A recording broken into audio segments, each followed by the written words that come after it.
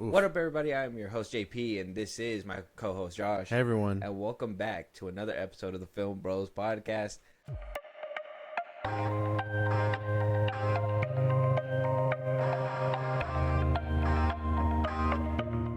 Welcome back, everybody. We got some topics. We got some conversations. Josh, there's some things that came out during the week that are spoilery. Yeah. We're in the time of year. And not only the time of year where like politics are kind of brewing, so we're gonna be not dipping so far into that because we don't give out political stuff, but we are gonna talk about maybe some spoilers that came out for a movie that for some reason it just happened. It's so weird that there's a weird time right now. We got some weird topics and it's gonna be funny. Yeah. We're gonna laugh. First things first. Okay.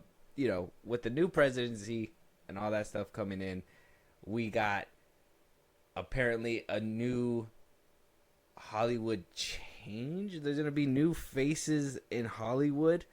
What our new president, or president-elect, President Trump, is calling these people are ambassadors of Hollywood. So our first topic, Trump is naming Sylvester Stallone, Mel Gibson, and Jon Voight as like these Hollywood ambassadors that are going to be Trump's eyes and ears throughout Hollywood. You know, he's saying to build back greater, he needs to build Hollywood back greater. You know, obviously the fires are affecting it. The woke mob is taking over, whatever, blah, blah, blah. All these weird things. And then you got these weird people on the right that are making up conspiracy theories like Sylvester Stallone. He just wrote a movie, the trailer of The Working Man. He just wrote a movie about child trafficking and somebody trying. I don't think we're allowed to say that. Something with traffic, certain things in that movie and elements that they're like, oh yeah. Anyways, that's all like theory. All weird. Some weird theories coming out of that. But what do you think about these ambassadors? Mel Gibson being one, him even coming out saying like he didn't hear the news. The most controversial shit. Until he didn't hear the news until Trump announced it himself. And Mel Gibson's like, it's an honor.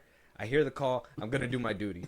And he's the only one that's responded so far. But like, what the fuck does that even We're getting Hollywood ambassadors. What does this mean? I don't know what this means. Are they going to be overseeing every single like project that goes on? Which, I mean, what? How many movies come out a year? That'd be impossible, right? For 3 men? Yeah. Really impossible. You would have to hire multiple men under that. Yeah, you'd have to delegate all of that shit.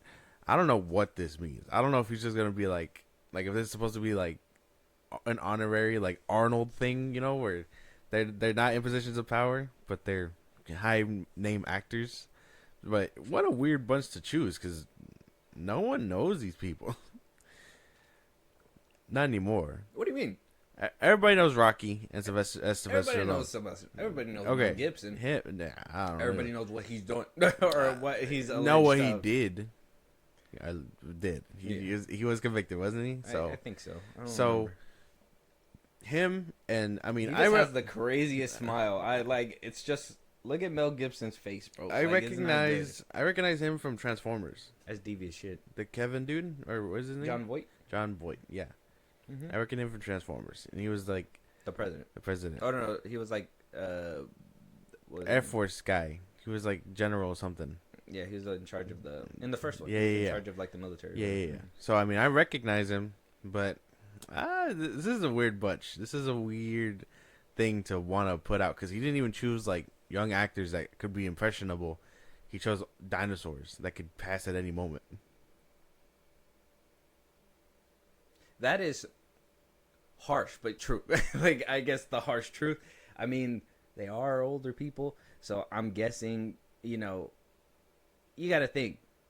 The man's idea of, like, great Hollywood was, like, the 60s and the 70s, where, like, there was a lot of shit going on that you can't get away with today. So, it's like, you can't do any of that stuff now. I understand that maybe he's attacking the whole DEI stuff and, that shoving in diversity just for the sake of it and not to help the story or service the story, all these extra stuff that kind of come with what they say is like Hollywood going woke or whatever. I mean, Whatever that means. Yeah, whatever that means. It's just, obviously different climate means different. What do you call it? A different market. A different market. That's why people are growing up. Those same people aren't gonna like the movies that are coming out now because those are geared to a younger audience too. You're gonna have some things in there. I see some things in movies that I'm just like, why do they gotta shove this shit in every single movie now? But I'm like, I get it because there's probably some people out there that can relate to that. There's a dynamic. They gotta, and we're probably gonna talk about this in a second because Muschietti kind of brought this up about like 4-quadrant films and whatnot. Yeah. But like, you need to fulfill certain things in order to get mass audiences there. Like the Ministry of Ungentlemanly like Warfare. That one is most definitely not a 4-quadrant film. You're not gonna attract everybody. You're probably gonna attract teenage boys and older. Like, and maybe get. I would think that's probably a dad movie. That's a dad movie. Probably, maybe. It's a war movie and everything. It's such a good movie. Gladiator 2, probably the same thing. So it's like, you're gonna have different audiences for different things. I don't think having 3 ambassadors say what's what in Hollywood and say this is what's gonna happen and this is gonna.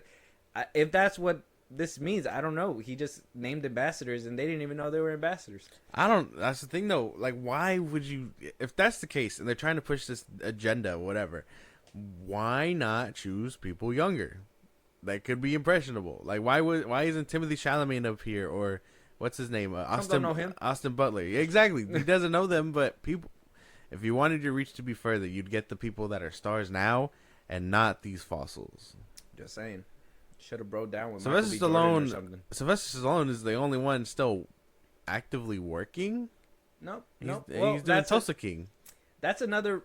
That's a spoiler, and I mean spoiler for people out there, but Variety spoiled that apparently Mel Gibson is going to be in A Working Man with Jason Statham. What? Yeah, spoiler. I didn't even know that. It wasn't in the trailer. So he's probably the big bad, and we just don't know. I'm sorry. If he's the guy that is in traffic in this film, you making him an ambassador to Hollywood is really gonna be a good look. I don't know, bro. That wouldn't paint him in the best light, getting his shit kicked in by Jason Statham. I'm just saying. It's not a good look. But it is in this article, too. So, spoiler. Why would they do that? I don't know why they did that. I'm looking straight at David Ayer. He did not say that shit at all. He didn't say Mel Gibson was in it. No. I don't know how many people read variety articles, but I'm pretty sure that is a way to shoot down a movie. To kind of spoil it and put in Mel Gibson, who like doesn't have a good recent track record. Like, no one saw The Continental. Unfortunately, you didn't either. No, I wanted to get around to it, but no one was talking about it. That shit didn't get any traction. It did not at all. So I don't know. I'm thinking there's no action in that show at all either. He's slow as fuck. What is he gonna do? Jason Statham is getting old to it, but he still looks like he can throw down. What is Mel Gibson gonna do? Another bald stunt double. Not very hard to find. Just saying. All right, man. I'm pretty sure. Nah, man. All those one shots, it looks like he's still performing. For some stuff, I'm sure. Yeah. For the close-ups, he'll probably do like those quick hand movements for the close-ups, but he ain't doing flips and jumping and running and doing all that crazy stuff anymore. Ain't no way. Yeah, probably not. He's a lot older. I think he got to be like in his 50s, right? He looks. Statham? For some reason, he looks young, but. Oh yeah. The time, I would say the time jump though, he does look older in this one. For like in Beekeeper, he didn't look this like, I guess, wrinkly, but I mean, he looked. I guess they wanted him to look like a little bit older. Down. Yeah, military man type shit. Military and retired military. He works every single day, so it's like at a construction, you're gonna get a little worn down from that. You know what I mean? I don't know. It's interesting though. I didn't see this coming when I saw it here. I was just like, whoa, what could it mean? Yeah, he's 57. Well, he's 57. See, he's old. And he's still doing it? You can't even be mad at that because he still looks good. Yeah, he do. Mel Gibson, on the other hand, doesn't. So, I'm just saying the smile that he's giving this camera right now. This is weird. I think hiring ambassadors to try and police Hollywood is kind of weird. If that's what it is, Potentially. That's what. But we don't even know what their roles are. Because he said that he's like Andrew Garfield in TASM 2. He's like, "You're my eyes and ears out here." It's like, thanks. Like, do you know how big Hollywood is? You need more eyes than 3 people that are, I mean, kind of losing their sight and hearing, probably. I think Sylvester Stallone got glaucoma or something. I think he said too. He's like, I'm gonna be an ambassador. Hey, Adrian, like Adrian, I'm an ambassador. Like, I don't know, dude. I can't do a Mel Gibson impression. And Mel Gibson just looks like he's like, hey, I'm an ambassador now. Whatever the fuck that means. I'm immune. He's just like, I think he said he was like, do I get an ambassador house? He would wish. He would hope so. Yeah. Maybe Trump will shoot him a bone. I don't even know, dude. This is interesting. Let us know your guys' thoughts. What does an ambassador mean to Trump for Hollywood? What does that mean? Yeah. For people going forward, for Hollywood moving forward, like, are we gonna actually get like Mel Gibson like stopping production, and then like the president backing that up? The president is like, oh, you can't put that scene in here, and they're like, fuck you, Mel Gibson, and Mel Gibson's like, Trump, and Trump come down and is like, you can't do this. You're painting me in throwing a you in negative military light. jail. Yeah, something for like mutiny. that. Mutiny. Yeah, I don't know, dude. I don't think if Trump is out here policing movies and stuff, there's got to be better shit for him to do. I'm just saying. Do we watch movies? Yeah, I mean, he was in a couple of them, but I don't know if we watch them. I haven't heard him I didn't hear him come out talking about the Flash. Yeah, no. He just knows those 3 people. He just knows those 3. So he's like, Rocky is the best movie I've ever seen. It came out in like the 70s. Like, he's like, I love Signs. Signs was great. What is it? How to Talk to a Woman, Mel Gibson. Like, you did amazing. Yeah. I'm a movie star too. I was in Home Alone. You know, Transformers 1, loved it. Transformers 1. Michael Bay is a genius. Like, I don't know, dude. It seems like off the top shit that he'd come up with. I'm just saying. He doesn't need a teleprompter to tell him Michael Bay's a goat. I do have my own theories that spill into non-film related, so we're just not gonna go into all those things. But we don't have enough time. Yeah, we're not going down rabbit holes here. But we're just gonna move on. Let us know what you guys think. The Flash director. Now, Josh, this is the one that I had messaged you right after we did our last episode. And I said, how the fuck did... He ducked our smoke. Yeah. He knew we were recording, and he ducked I would say so. our smoke so hard. But he didn't think we were going to boomerang and come back to it, because it ain't done. It was talked through throughout the week. It happened over the weekend on a radio show. But Andy Muschietti supposedly blamed the audiences, saying that the audiences were not ready for a Flash movie, and that's why it failed. On the contrary, it was taken out of context. That's not what he said, but we got the full quote here. We'll listen to him, and we'll read what he said, and then we'll go ahead and make our opinion from the full quote, because people were kind of nitpicking the other quote, I guess. Okay. So it says here that The Flash failed, among other reasons, because it wasn't a movie that appealed to all 4 quadrants. It failed at that. When you spend $200 million making a movie, Warner Bros. Wants to bring even your grandmother to the theaters. Muschietti went on to say that people don't care for the Flash as much as other beloved DC icons. He said, I've found in private conversations that a lot of people just don't care about the Flash as a character, particularly the 2 female quadrants. All of that is just the wind going against the film, I've learned. Now, let's just be honest. You had more than just losing women appeal in this film. Jesus, dude. Than, like, it wasn't just because you didn't meet the 4 quadrants with this film. The CGI in this film was atrocious. The acting, I mean, Ezra Miller carried mostly everything. But, I mean, even Sasha Calle as Supergirl, what a bad pick. What like, maybe she would have done better if, like, all her shit wasn't cut. Yeah. But I don't know that, because this movie went through so many reshoots. If you want to blame something, maybe he can't outright be like Warner Brothers was the problem. There was a lot of behind the scenes stuff. Obviously, there was fans going blah blah blah. You can't go into all that, but we all know that this movie went through reshoots. You had a lot of people go up and vouch for it.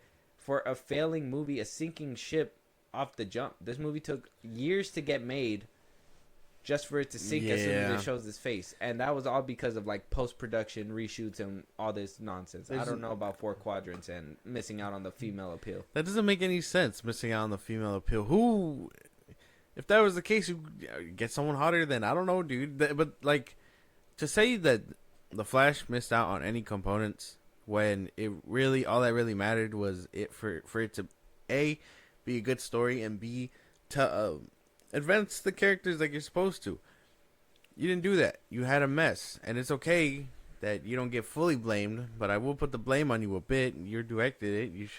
They should have given this movie more respect. There's no outright way to say like it's his fault completely, but I do think everybody at DC has a part to play. For me, he opted for cameos instead of a good story. Basically. Because, let me just say, there was a whole sludge of, like, weird CGI cameos that, in all honesty, shouldn't have happened. They could have been cut from the movie and save you some time. It actually would have given you more time to flesh out maybe the whole Ezra Miller beef. Maybe give some Sasha Kaye a little bit of screen time to be like, how am I gonna get through this part where I can't defeat these people and I keep dying? Give her first flight or something like that. Would have been interesting. No, but you put them in front of green screen, tell them to act. The movie fail, or pay a bunch of people to say that the movie's good. The movie fails, and then blame it on people not showing up. Well, people didn't show up because the movie was ass. It looked terrible. Word of mouth said it wasn't good. It looked terrible. You said the CGI wasn't finished in the trailers. We go to the movie theaters. It's still not finished. Yeah. You lied. That's another reason. You put a baby in a microwave. That was another issue. This movie did a lot of wrong things. Batfleck suit? Jeez. Dude, how do you fumble? I saw the behind the scenes. How do you fumble that black suit?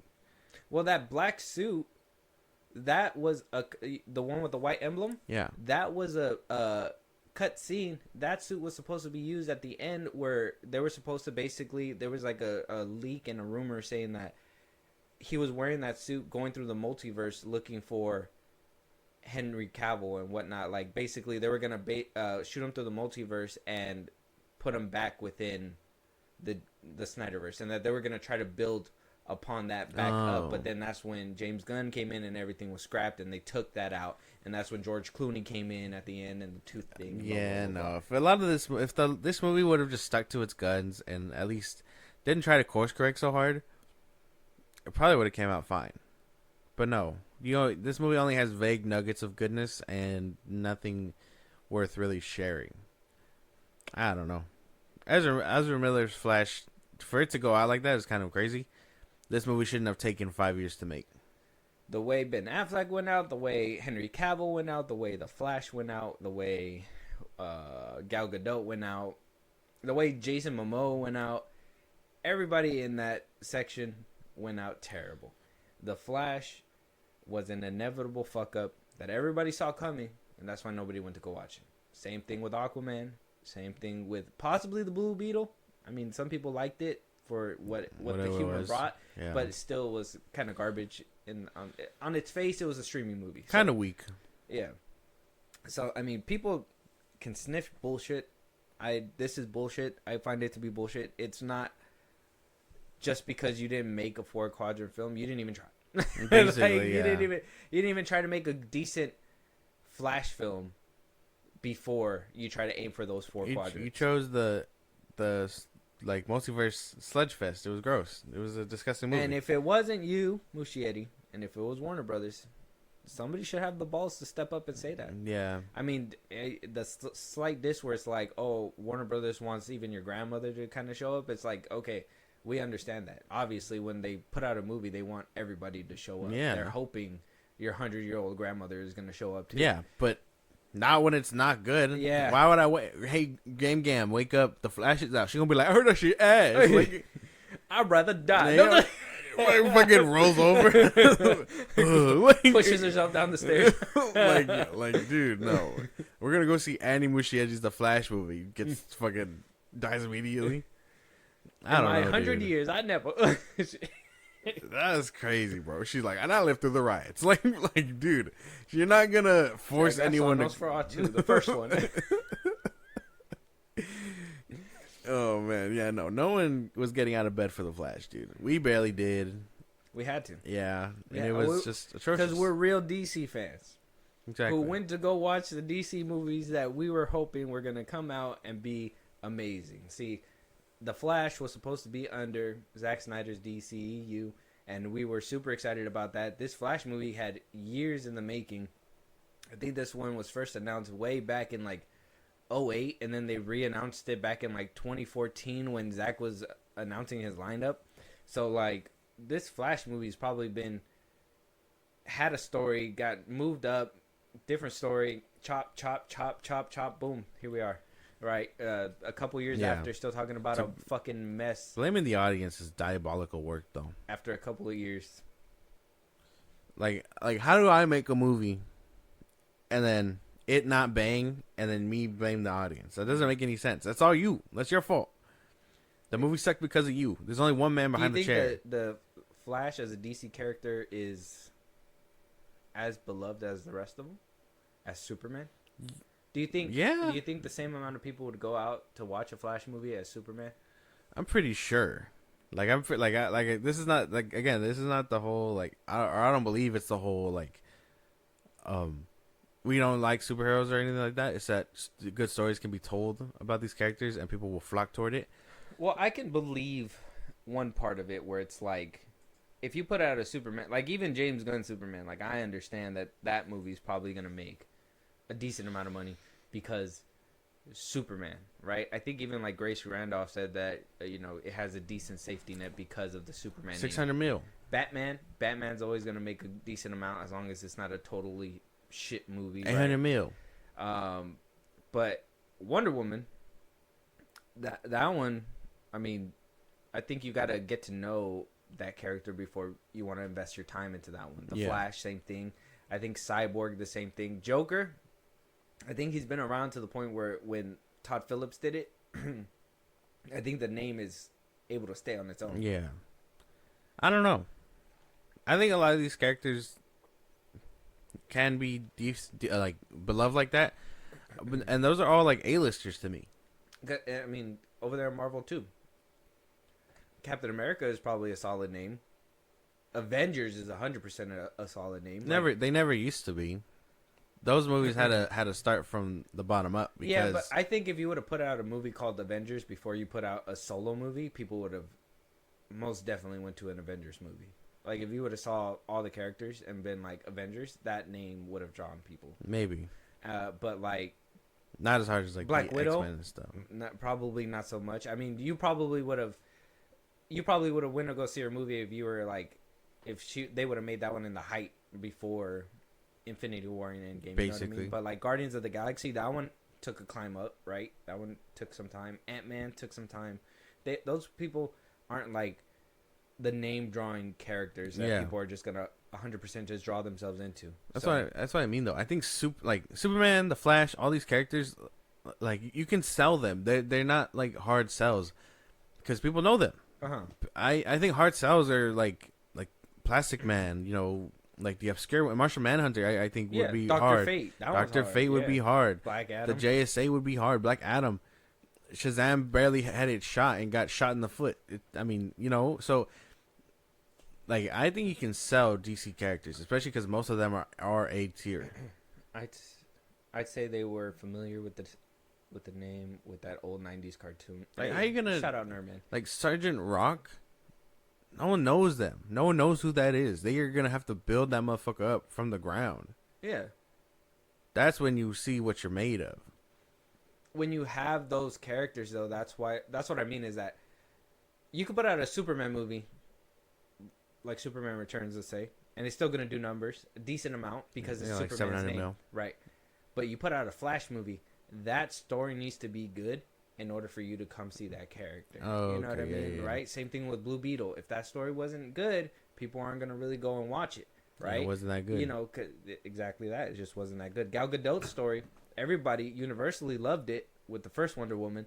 Everybody was like, the ending kind of flopped a little bit, but that was, I mean, we've heard multiple times that that's studio interference. People, they wanted like a big CGI fight at the end of that one. So, like those kinds of movies, those kinds of characters, I understand they have to kind of build up to that draw. Like Guardians of the Galaxy, I think if you put out a movie now with a different cast and call it Guardians of the Galaxy, I think people would probably go to it. But only because they made a name for them already. And I don't know if you see like in Marvel Rivals, like they're taking their like likeness and everything, like, because that's what people know. Yeah. I think the skins are kind of disgusting. Like a little off topic, but like the people paying money for like bland MCU skins, I don't get it. When the comic accurate ones are coming out flowing way better, you know? Yeah, but some of them look pretty decent though. You see Sue Storm? Yeah. All right, we're not talking about it. All right then. I'd say lack of marketing her Blue Beetle, especially since it was during the strike. Well, okay. The strike only gives so much grace. Yeah, but think about this. During the strike, not really too much marketing, nothing like that. You put out Batman, whatever. Yeah. Still gonna do decent numbers because people are gonna hear the Batman films in theaters. So like, you don't have to push for a main character that much. Or as much as an obscure character, because Blue Beetle, not a lot of people know about him. So people are, I mean, they're gonna be like, "Oh, Blue Beetle, where is he from? You know, is he even like part? Is he Marvel? Is he DC? Like, what is he part of? Whatever. Like, there's so many questions that come with it. Besides being like, "Oh, that's Superman." Sometimes I've even heard people be like, "Superman and Iron Man work together." It's like that doesn't make any sense, and you need to go home and read a comic book or something. Like, do something else with your life. Like, shun that man. Yeah. Like, so like I've seen general audiences do that. It just happens. Superheroes are superheroes to them. They don't care, but they know which ones are the ones with the big names. yeah. Superman, Spider-Man, Batman. The Flash is not that character. And you could try to put cameos in there and be like, "Oh, look, but Superman is in the Flash, so you gotta come watch it." Still looks like shit, and you only see him for like 3 seconds. And nobody cares. Sasha Calle, Feora dying the way that she did. Michael Keaton taking on the fucking Kryptonian. Yeah, disrespectful, fuck out my bro. face. Disrespectful, bro. There's no way. There's not much more we can say. Go check out our Flash review at the FIlmBros podcast on Spotify. No, I could say more. Hey, don't give Muschietti the Brave and the Bold. I know a lot of people. I know some people are like, "Oh, but yeah, don't forget the fucking opening scene of the fucking Flash." I'm gonna say, you can go. Shut the fuck up. I actively forget this movie. That movie looked terrible. That opening sequence, though it was Ben Affleck, and I mean that's the only part that sucks. Is that, I mean, if it was a different Batman that I didn't give a shit about, I probably would have roasted it harder. But it's Ben Affleck, so I love that man. I ain't gonna do that to him. But that scene was pretty bad. Plus, there's a huge difference in Blue Beetle and Batman. That's what we're talking about. Yeah, that's what we're saying. The difference. There's a difference. There's a big name, big draw for Batman, Superman, maybe Wonder Woman now. I don't know. I would say so. I would say Justice League. If they say Justice League is coming out, people are gonna go pay. I think the Whedon cut made a decent amount of money, even though it was still botched, and people still went to go watch it because Justice League. But you put out a Blue Beetle movie, you got to have a good story to back that up. You put out a Flash movie, you got to have a good story to back that up. Sergeant Rock. Aquaman almost made itself a name. If the second one would have done good, it probably would have made a name that any Aquaman film would have started. Yeah, just it would have done money. those movies would have had a banger trilogy. But again, studio interference fucked up the sequel and a decent spinoff. We were supposed to get a Black Manta spinoff. Yeah, I don't know, dude. DC was off its like brain, fucking in 2023. It's insane. But let us know what you guys think about Andy Muschietti's Andy Muschietti's comments. He's a moron. That's moronic. Like, how do you how does one make a product and then when it's not consumed, blame the people? doesn't make any sense to me. It's Michael J. Fox in Back to the Future. Like, you guys didn't like that, but your kids are gonna love it. My kids will My not kids will love not this. watch this. Yeah, my kids will not watch this. My bro. kids are not. No. They're gonna be like, Dad, is there a Flash movie? No, son. No, They never made one. But there's a CW show. You can check out the CW show, man, bro. It's not bad. It's like it's okay. It'll get you by. Gotta skip the Ezra Miller episode, just so he doesn't think Yeah, there's two yeah, of them yeah. out there. Unfortunately, I'm gonna tell him the only Flash that we know he's in Zack Snyder's Justice League. That's about it. Basically, huh? That's it. That's the only Flash I know. He gets to live happily ever after. Yeah, No other version of him He gets exists. he gets to help his dad save the universe and smile as he runs through the street. That's how I remember my Flash, man. That's my dog. My kids will not watch this. Yep, no, I hope not. Save him. Call it CPS if you. Yeah, save him. This is torture, bro. That is not good. Moving on, though. Greta Gerwig has had her way. Oh, She's had her way. So we've been talking about this a couple of episodes. She's been going at it with Netflix. They've been having a tussle. Greta Gerwig wants to put out her Narnia films within theaters before getting a streaming date. And Netflix said, sure, we'll go ahead and do that for you. But you're only going to get 2 weeks, and we're going to announce that as soon as we report this. So first things first, Greta Gerwig is getting her theatrical debut in 2026. Lionsgate's going to be, not Lionsgate, Netflix will be releasing Narnia on Thanksgiving Day in 2026. That film will sit in theaters for about 2 weeks and release Christmas Day on Netflix to the general public at no extra cost to your pocket. So, though she's won with the whole box office thing, it's not a big run. they're giving her 2 weeks, and they're telling you and the public, hey man, you got 2 weeks. Yeah, Can you wait? basically. Can you wait? I think I could wait. Unfortunately, yeah. Unless the trailer looks good, then I'm taking you to go watch The Chronicles of Narnia. Just saying. We're going to have to go. That trailer better be good. 2026 can't come soon enough. I mean, she won, right? She can't complain. She won. She won. It's not the ideal theater run because I mean it's Netflix. Yeah. A win is a win. A win is a win. A win is a win. Take your dub and make the fucking movie. At least then you get a bigger budget because it's made for theaters now. Yeah, but if people know that it's coming out 2 weeks later, I mean, is anybody gonna watch? That's where I'm Narnia like, fans. That's ain't where I'm like, I don't is even know. it even a help? It's like, here's the ladder, but we put spikes on that bitch. So, go ahead and climb. Yeah, no. Win's a win. Give me the ladder. Yeah, I'll take a couple spikes. Yeah. Yeah, man. I don't. This one is a weird one for me. I think I would have asked for a bigger run, at least a month. Give me a month. Why did you give me 2 weeks? And why are you telling the public 2 weeks? Yeah. They could wait. It's weird. Especially around Christmas time. Knowing no one's gonna spend because of Black Friday and stuff. Yeah, they're already gonna be kind of broke, and they're gonna be like, "Can I wait to watch this movie at home?" And they're gonna be like, "Well, yeah, you can." They'll get beat out by whoever shows up, like Avatar. Or like, I already paid my monthly subscription. Netflix did her dirty, but she won. A win is a win. And she's like, I got him. Wait. No, wait a minute. I don't know. That's what I'm saying. This one feels It's like just studio being studio scumbags. I think. Yeah, because you give her the thing that she wants, but then you give it to her in a very low kind of way. It's kind of like, Greta Gerwig's like, pass me the ball, and Netflix just kicks it to her feet. It's like, that's damn, dog. kind of disrespectful. I mean, I'm just trying to make you money, Netflix, right? Like, right? I don't know, but it's good to hear that she won. She did win. Kind of. But she won. Yeah, kind of. She got smacked in the face, but she won. Yeah. They're like, sure, slaps her. Now go. You get 2 weeks, smacks her in the fucking.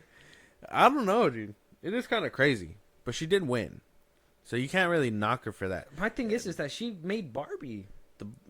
That's Barbie did Barbie so isn't well. Narnia. Barbie isn't Narnia. Barbie is not Narnia, and I understand that, but she made Barbie, and it's like you know that Nolan made fucking Oppenheimer, and you're gonna tell him you can't make the Odyssey. If he was making it for a streaming like service, Eva Longoria making Flamin' Hot and told you can't make another movie again. she probably isn't. Oh, what? Why would you say that, Eva? Make another movie, please. Prove him wrong. I don't know, dude.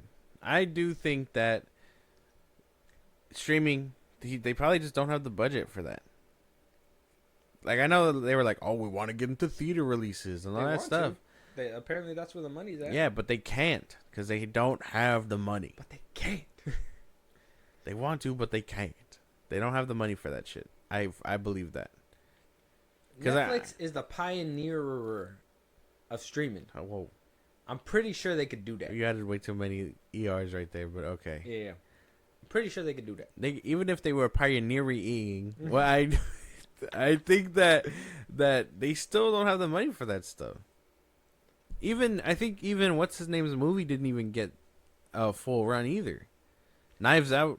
Knives Out had a month. Did it? Glass Onion? Yeah. Glass Onion did it though. It had a month. No. Yeah, they both had a month. Glass Onion only went straight to streaming. Knives Out went to box office. That one went to a regular theatrical run. Onion went for a month and then it was out. What did That's what I'm saying. They gave that. What did Bradley Cooper's movie do? That one went to theaters too. The one where he played that one guy in the biopic. Let me see. I can't remember for sure. Netflix. I don't think Netflix can pay for this. That's my theory.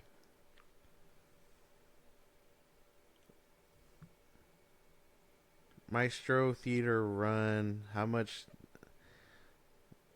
How long was that?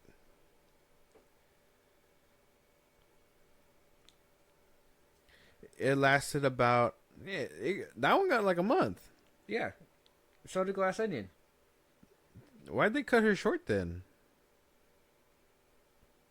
See, and that's what Daniel Craig is fighting for. He wants a longer box office run. That's what he was fighting for when we talked about it too. He wants longer than a month. But then they come to Greta Gerwig and it's like, but you're getting 2 weeks. Why'd they cut And we're it? telling people 2 weeks. Why'd they cut her at the legs then? That's what I'm trying to figure out. That's where like my mind is going. It's like, okay, you're giving her like you win. You won. You did get the theater release. Won. But you got less time than what Glass Onion did. Yeah. You made more money than what Knives Out made. Mm-hmm. And I don't want to look. First of all, I don't want to go down the road and be like and insinuating. I'm not saying it's because she's a woman or anything like that. I'm not saying that that's the reason why she's not getting her pay. But it sure as hell kind of looks like it a little bit. Because to me, it's like you're giving these guys ample amount of time. Even then, I think you should probably give it more time. I mean, Daniel Craig's fighting for more time as we speak. But you're giving Narnia, which I get it. You haven't seen a movie since like 2009 from Narnia, at all.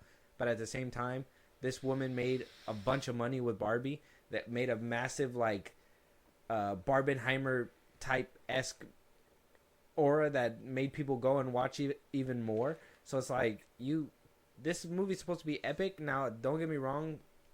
Some of the things that they said that they're turning it on its head or whatever, twisting the story a little bit. That's where I'm like, maybe you shouldn't be doing that because I don't think a lot of people remember the first one. So just stay in the box. Yeah, stay to the source material basically, and give us a good movie. But yeah, no, I do think that this is kind of weird that they're only giving her 2 weeks. That's not okay to me. It's not fair. And during the holiday season, even worse. Even worse. You couldn't wait. You couldn't give it to her like beginning November and run it all the way through the holidays or something. Yeah, no. I don't know. This is fucked. That's so weird. I didn't think about it. So, I mean, we're not ruling off the table that it's probably because she's a woman, right? I mean, that's kind of that's the only thing that I can think of, because if you have a woman who has made more money at the box office than this guy, but don't get me wrong, I know Ryan Johnson made more films. Yeah. but she's made a Barbie, and don't get that's where I guess that argument comes in, where it's like, was it Greta Gerwig and Margot Robbie, or was it the Barbie brand? It could have been the Barbie brand. It could have been that. It could have been that. It could have, but at the same time, I mean, that movie won awards. Like, I'm sure Netflix is looking into all of that stuff, like weighing the options. Like, so did Greta Gerwig make the money because she made it, or was it the Barbie brand? And I think possibly they're probably leaning on it was probably the Barbie Greta brand. Gerwig probably, yeah. I mean, she's testing her movie making skills on an IP that hasn't been touched in forever, and this is her second movie. So I think Netflix is kind of just feeling her out. That could be it. I don't know. It's still a fucked up deal, but she won. So you can't be mad. That's what I'm saying. You can't be too mad. She won. I mean, if she signed it and they announced it, I mean, she was okay with it, but I would have fought. She kind of won. Kind of. She got smacked by a fish, but she won. Kind of won. Let us know what you guys think. Sad when you hear the whole thing. Yeah. Yeah. It's unfortunate. Yeah, it sucks because it looks like Puts a damper on things. the optics looks weird. Netflix might be misogynistic. Who knows? No, who knows? I'm not saying that though, because I don't want to put that kind of air out there. But at the same time, I'll say it. we should probably. Netflix hates women. I'm just kidding. No, that was a satire. That was a joke. We don't know I'm that. just kidding. Netflix. This is all jokes and. We know you don't hate women. Yeah, wink, wink. Yeah, you love them. We see the documentaries. Moving on. Amy Schumer and whatnot. Let us. Oh no. Let us know what you guys think about this whole situation. Is Greta Gerwig winning? Is she losing? Or should we just be happy for her that she's getting a theater run that she wanted? I don't know. I mean, we're excited. I'm excited for an Narnia film. Yeah, I'm indifferent. I don't really care. Yeah, you gotta watch it. James McAvoy's in there. I only care about James McAvoy if he's doing real shit, not half goat shit. I'm just saying, him playing Xavier is goat shit. Oh! Yeah, okay. All right, man. You got me. You got me. That was good. Dab me up, bro. Okay. All right, cool. Moving on. All right, moving on. Saw X. We got updates. We got problems. We got issues. I'm using the Saw Twitter update page because they have everything more streamlined. I didn't want to pull up a bunch of pages. So, back before the holidays, I didn't really want to bring it up. It was just a lot of rumors and everything, but it seems like it's getting down to the wire. So, first things first, Saw 11 basically got pushed back a year, and it's supposed to be coming out this year, September 2025. It's a bit sad because, yes, it's a win, but still, basically. A win is a win. But the Saw franchise got pushed back to this year. It was supposed to come out last year, but it got pushed back a whole year to September 2025. And, nobody knew why. A lot of people were thinking behind the scenes it was issues creatively. We got a little bit more detail when it came to that apparently the two producers that work on the Saw franchise, Oren and Mark, are having disputes about where they want the next film to go. They still haven't started shooting, according to behind the scenes. Due to disagreements, is getting to the point where they are willing to, if not find a good story to do within the next couple months, scrap Saw 11 and basically sell the rights to the franchise. I don't know, permanently or maybe just to lease them to either Blumhouse or A24 to reboot the franchise altogether and move forward with the rebooted Saw universe. I don't want A24 anywhere near this. I think they do better. Probably do some shit is like the cage was in your mind. Yeah. This was the game. Blue no. I don't want to. No. What about Blumhouse? Blumhouse has a better track record with horror movies, so I could probably see them giving it to them. Wolfman. I heard that's doing really good. Yeah, we're not watching that. But if I had to pick, I'd probably give it to Blumhouse. A24 has a shaky track record with horror movies. Their other movies are great. except Civil War. But you know, they come and go, and that's what I'm talking about. Of course I don't want them to sell. I do want Saw 11 untouched. Because the last one was good. I'm on the hype train. So Saw X was good. I'm on the hype train. I need it full and good, not half-assed and terrible. You know. According to apparently they did a little where they wanted to go.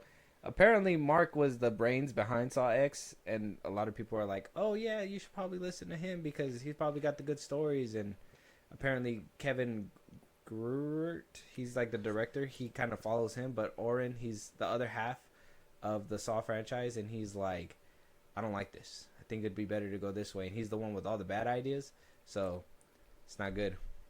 He's like, I got a good idea. He's like, you don't know shit about shit, goddammit. Hey, the last time you had input, we got Saw 3D. You motherfucker. Don't let him touch another Saw movie. Don't let him do it. I bet it was his idea for Jigsaw. That shit was ass.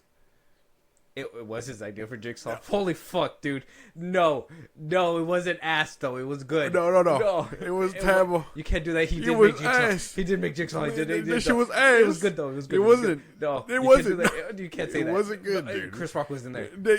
Terrible. Oh, Samuel L. Jackson. Samuel L. Jackson. Okay. I'm calm. But it was still ass. Oh, shit. Nah, man. I don't know. I think we gotta kill the guy. No, I'm just kidding. We can't do that. But we gotta kick him out. We gotta kick him out the party. We gotta find a way to do that. Get him to leave. You can't. He owns a portion. You can't kick him out unless he. I think that other guy knows what has to be done. Him and the director. Put him in a game. That's Spiral. Oh, Spiral. There you go. He made Spiral. Oh. Spiral, yeah. But he also did make Jigsaw. Both of them were ass. I think Spiral was made by somebody else. Spiral was made by Chris Rock. He wanted to try at horror movies, so Chris Rock made Spiral. But it's got to be produced. It was under the same name. Huh? Well, yeah, it's got to be produced by the two guys. Well, I think it was kind of like a lease the franchise. That's why they didn't put Tobin Bell in there. That's why it was like a different character altogether. It was basically like a different. They're like, oh, it's years after Jigsaw. Yeah, exactly. Get fucked. Hey man, but oh yeah, Jigsaw was the other one where it's like, where he was supposedly training someone else. Yeah. Get the fuck out of here. And the whole bicycle thing. That one was pretty cool. I like the bicycle part. No. Get the fuck out of here. I didn't like that silo scene where they tried to make it all scary because things were dropping from the silo or the top. Yeah. It was just like hitting down in the seeds. Like, ooh. You could get impaled, but you also couldn't. Yeah. Who knows? Like, bro, am I gonna drown of seeds or am I getting smashed in the face by a rake? Yeah. Pitchfork. His survey says neither. Not if you're a main character. You actually get blown away by a shot. Yeah. I don't know. Maybe we have more in fate for you. I don't know, dude. My thing is that I saw 11. Another issue is that if they don't get it together by now, I mean, Tobin Bell is going to be retiring pretty soon. He's getting old. Yeah, and you can't just keep making. In my head, you can't just keep making prequels. We know he's dead in the main timeline already. It's been years. You can't just keep going like, oh, there's a copycat now. Oh, there's this, there's that, and the third. It's like, reboot it. Start the games again. Think it's time to reboot? Yeah, like reboot the series. Get somebody else. I feel like every time they put tried, Denzel Washington as Jigsaw. Imagine Denzel Washington popping up on your TV. I think we know who the one with the bad ideas is, and I don't want to be the one to say it. So, Nerdman, if you want to chime in and say this is a bad idea, no. But I think a reboot could be good. I feel like when they try, Mel Gibson as Jigsaw. Hell no. I feel like they try and they're just like, this isn't gonna work. We need Tobin, and then they throw Tobin in. Well, yeah, because if it's not him, it's other people, and Jigsaw is the main guy. Once he goes away, it's like, yeah, that's why I like the original ones up until maybe like Saw 3D. But like I like the original ones because it's like, okay, he passed away, but he was still able to kind of like conduct things from beyond the grave for a little bit of time. You can tell. But you can't tell me that he had protege after protege after protege, and this is just like a Bible that's passing down. No. It was just the cop and the druggie. What's her name? I mean, if they start anew, they could do like a cult like spin to it or something, and that multiple people are coming out from like Jigsaw the thing, but you would be changing the whole premise, and I don't think a lot of people would like that. It's a lot better when it's like one man pulling all this stuff. Denzel is retiring too. He is not. Yeah, that's true. He is retiring pretty soon, but it would be cool. He didn't deny it would be cool. Nerdman, he didn't deny it. I'm gonna hold your hand when I say this. No, but I don't know. A reboot would be good. I think one more with Tobin just to solidify it, and then a reboot would be great. I'm gonna have the most diabolical pick right now. Okay, you figure it out. I'm pitching my Saw 11. We open with no. I'm just kidding. I don't know nothing about. Nothing. I got it. Okay, I got the next Jigsaw. Yeah, I swear to God, if you say Tom Holland, I'm gonna choke the shit out of you. I'm not gonna say Tom Holland. Peter Cullen. Motherfucker, you're fucking. He said it quick. Peter Cullen. Peter Cullen. Oh, Optimus Prime. The voice of Optimus Prime. I wanna play a game. Put your balls on the mic. Can you imagine him saying that? That'd be fucking crazy. It's not a bad pick, but that'd be fucking crazy. It'd be awesome. Yeah, it would. Like, okay. That's a pretty cool pick. And I only thought about that because I don't know if you remember like his voice in Invincible. Yeah. But I'm like, he could probably do something a little bit more subtle. Ominous, yeah. What was it? He was negative Optimus Prime, right? Kind of same thing. Was he? Oh, in that one show? In that one movie. The Last Night, where he was a bad guy. Oh, yeah, he was. Yeah, he was. But, yeah, I don't know. To me, I guess if anybody would buy it, I would give it a... I want to say Blumhouse, but they got a lot of property, and I think A24 would probably give it a little bit more care. But I feel like they'll go for a more psycho analysis about it instead of giving us the gore and gruesomeness to it that it needs. The franchise wouldn't be the same. But then also, I feel like Blumhouse be going a little too tamed with it, and A24 goes a little... I think they just need to get together and just make Saw 11. Because we're getting down to the wire. If they don't make a decision soon and get cameras rolling, I don't even think we'll get Saw 11 this year. Yeah, no, unfortunately. Nicolas Cage as Jigsaw. I feel like that's worse than my pick. I feel like that one got... Yeah, Nerdman, we got to... Back to the drawing board. That one was crazy. Nicolas Cage. Just imagine him. That'd be fucking insane. Take your face off. Let us know what you guys think. Saw X, Saw 11, could be in trouble. We don't know if it's going to happen. Apparently cameras haven't started rolling yet. Nothing's going on. There could be a selling of some sort. Let us know who you guys think it should go to, Blumhouse or A24. It's kind of interesting to give it to one or the other, but at the same time, we gotta just keep it at home and just make a good movie, man. Just make a good movie. I know. Figure it out. Why would you give it to somebody else and just not make decent Saw films? Figure it out. I mean, you guys had a banger with Saw X. You can't deny that, and that one was actually really good. Got me. I was like, man, he's dead, and I'm like, well, no, he's not. Yeah, he's not. Moving on though, Moana 2. Getting copyrighted. Nick Cage as Jigsaw. I'm a little tired. I'm a little cranky, and all I want to do is play a little game, okay? Yeah. Desired views, yeah, bro. That's basically it. That was pretty spot on. That's pretty accurate. I like that one. All right. But yeah, Moana 2 having a copyright lawsuit from an animator called Buck Woodall, who apparently wrote a story about a Polynesian village, an ancient Polynesian village back in 2004, that they were following some teenagers in that Polynesian village where they went on an adventure where they had to mix in a little Gone in 60s in there. That's true. Apparently, he had this screenplay in the vault for years and years and years. Disney puts out Moana. He looks at it. He's like, hey, those are the ancient creatures that were also in my film, the Polynesian creatures. Yeah. And then Moana 2 rolls around.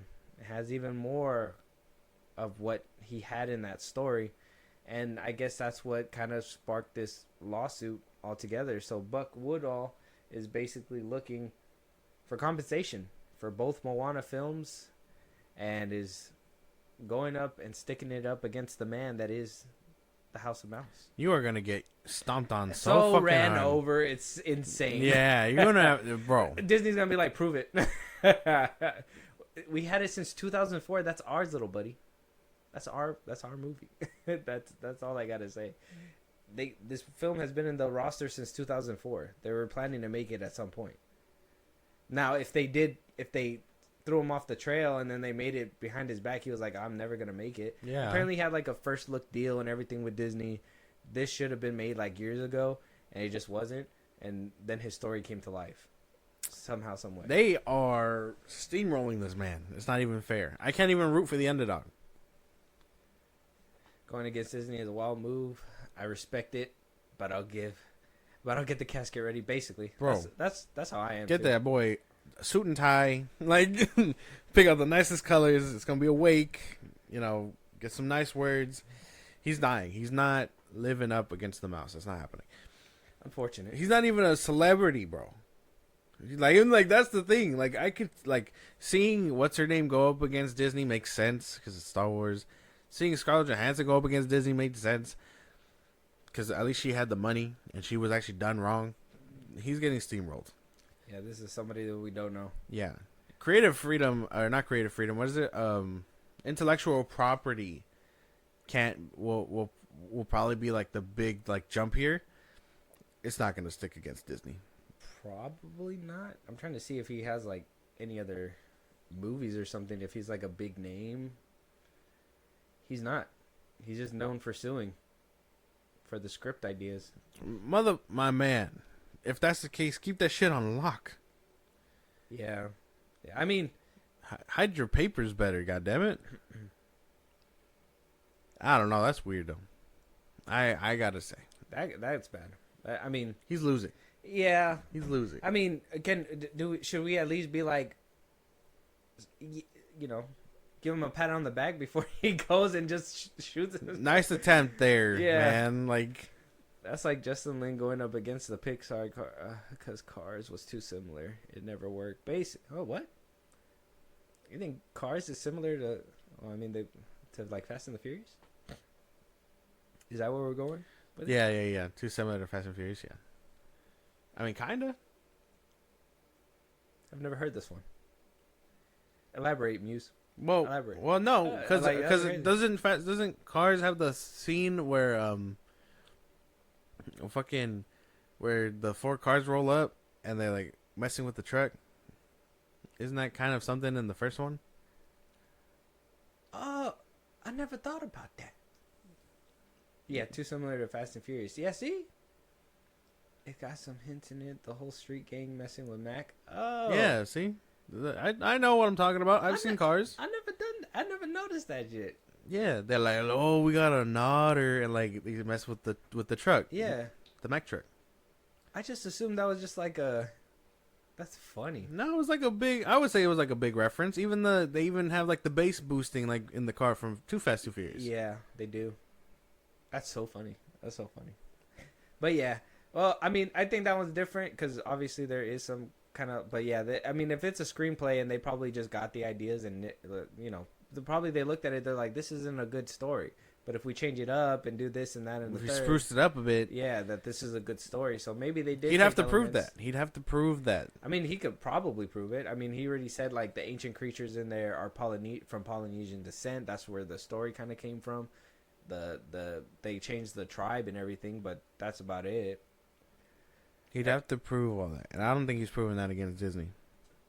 They had a short film where Mater goes to Tokyo and Drift battles a Japanese car. That's totally not Tokyo Drift. Oh. Yeah. Oh, I didn't even know. I've heard about that one, but I never watched it. I never watched that one, but that's interesting. Yeah, Mater's shorts or whatever. Mm-hmm. I forgot what they're called. They lost me after, like, Cars 2, where, like, Mater was going global. Nah, man. Cars 1 and Cars 3 were the best Cars movies. Hey, Cars 3... actually had a nice crazy. story to it. Ka-chow. Anyways, Yeah, Moving Moana on. 2. Moana 2 got some issues. So does Moana. Disney got another lawsuit to throw to the pile. Cars 3 is pretty good. It is pretty good. I think it's one of the best, if not better than Cars 1. I don't know. Which is crazy to say about a third part. Like It's usually, insane, right? usually the sequel is the one that fights Yeah. for it, but everybody just automatically ignores disregards it. that one. Yeah. But yeah, Moana 2 going in for a crazy fight. Buck Woodall, good luck, sir. We'll see you on the other. Maybe we'll see you maybe on the other side. I don't know. Potentially. I don't. He's not making The it. odds are good. Pray for that man. Yeah. We'll check in about 6 months. Moving on, this might be a potential spoiler, so for those that don't want to know, we're gonna go into it anyways. Oh no, Supergirl's gonna be in Superman, says Variety and the Hollywood Reporter. Apparently, it's confirmed Millie Alcock will be in Superman in some sort of capacity this year in July. But also, we got Supergirl's parents being casted already for Supergirl Woman of Tomorrow. We got David Krumholtz and Emily Beecham, who are going to be playing Kara Zor-El's parents. I don't know if you recognize him. He was in the Elf. Or not Elf, the Santa Claus. He was the elf in the Santa Claus. Oh, really? Yeah, he was like that smooth one. The leader. The leader, yeah. Oh, no, I didn't. Yeah, know. he looks a lot older now. But he's going to be playing Supergirl's mother. Oh. And now we're finding out that Supergirl is also in Superman. If we didn't already know that. I figured We had it made sense. The mouse don't play. How many months? 6 months. About 6 months later. That's basically around the time that we check in. We'll figure it out. But yeah, so Supergirl, Superman, and we got her parents being casted. I don't really care. About Supergirl's parents being casted? No, I don't care. They're supposed to be blown up already, right? I mean, these are just They're gonna be. supposed to be blown up. They're supposed to be flashbacks. You know, we don't even have a Jor-El for Superman. I don't think What is Supergirl's parents' names, anyways? they're something Zor-El. I don't know. Oh yeah, I know Zor-El. It gotta be Zor-El, right? House of Zor-El. I don't know. Can someone find us their names, please? I'm not googling this, but okay. We kind of figured she would be in Superman. What was she gonna be doing in Superman? Who knows? It looks like Lex Luthor broke into what I can only assume is the Fortress of Solitude because the robot was broken or whatever. Mm-hmm. So she'll probably show up there and be like, "Oh, I got the alarm or something. You know, I got the alarm that they broke in and is everything cool or whatever." So I think that's why people were hinting that she was probably in the place. Mm-hmm. So I don't know. Okay. Zor-El and Allura. Oh, okay. Can we stop beating the super family to death? Supergirl got ruined for me with the CW show. Oh, I heard a lot of people like that iteration. That shit was ass. No, Oh. it was okay. It wasn't. I'm sure that the drama and stuff in that show was okay, like Yeah. the story and stuff. But they just didn't have the budget. Oh yeah, I'm pretty sure that's probably what would have dragged it down. So it says here too, from the Hollywood Reporter, it is unclear how faithful the script of Anna Noriega is to the comic, which eschewed the traditional good versus bad tropes and instead was a cosmic character piece spanning many worlds and alien cultures. The Eisner-nominated 2021 story was told from the perspective of a young alien girl named Ruth, who enlists the aid of Supergirl in a quest of revenge against the Krem of the Yellow Hills, the man who killed her father. Eva Ridley is on the call sheet as Ruth, while Matthias Schoenaerts is Krem. Jason Momoa is due to cameo as the bounty hunter Lobo, which we kind of knew that as well. And the duo is going to be playing Supergirl's parents. Yeah, So this is a flashback movie then. probably. So I was wrong. So it's probably not as faithful to the adaptation. Well, I thought so. So we're going to be seeing her grow up with her. We're probably going to see her grow up and then lose Krypton. Krypton. And then she's going to end up in Superman No.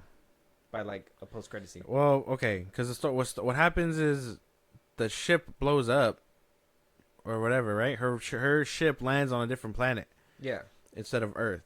So that's where the story takes place. It's on that planet, I'm pretty sure. Yeah. So we'll see Krypton blow up and all that stuff, and she'll be like, "Oh, we'll send her to Earth with her cousin." It gets blown off course, lands on this thing, and then we see that story play out. But I'm pretty sure there's gonna be a flashback. If she's already on Earth with Superman, she's gonna be like reminiscing or whatever, and the whole movie's gonna take place in her mind. So you don't think we're gonna see these parents? Heavily, no, I don't think so. Okay. She'll be like, I used to be a happy child, and then Krypton blew up, like like something like that, dude. And now I'm a hardened warrior or whatever. Right? Because canonically, she's supposed to be older than him, right? But because she got trapped in a black hole or something, she's like 16. Yeah, she was supposed to be like a teenager. Mm. Yeah, she's supposed to be older though. Yeah, because I mean, he was a baby when he left. Yeah. And then when she shows up, she's younger than him. Mm-hmm. Because the black hole. Yeah. The show was good up until Flashpoint. With every show in the Arrowverse, it's your typical MC gets powers, Big Bad loses powers, gets powers back just in time, defeat Big Bad. It's a typical super show plot device, but I'm not dealing with that for 37 seasons across 7 different shows and 700 plus episodes. That's the only reason why I haven't seen those CW shows. I do watch the clips where, like, you know, they team up and, you know, they do cool shit or whatever. Yeah. But I'm not sitting through the rest of that stuff. That's ridiculous. I think one clip that really threw me off about that show was when, like, I think they were, like, all teaming up and they were fighting in a warehouse. And nothing was, like, breaking. It was like Supergirl. They were, like, all in a warehouse and they were just fighting. Yeah. Supergirl was there. They were punching each other. And nothing ever happened. Where Tyler showed up as Superman. Yeah. I watched all these shows up until Crisis, their own little Crisis event, and then that's when I stopped. And I only cared about Crisis because of all the little cameos that they gave us. That's where my loyalties were. Seeing the fucking Kingdom Come Superman. What's his name?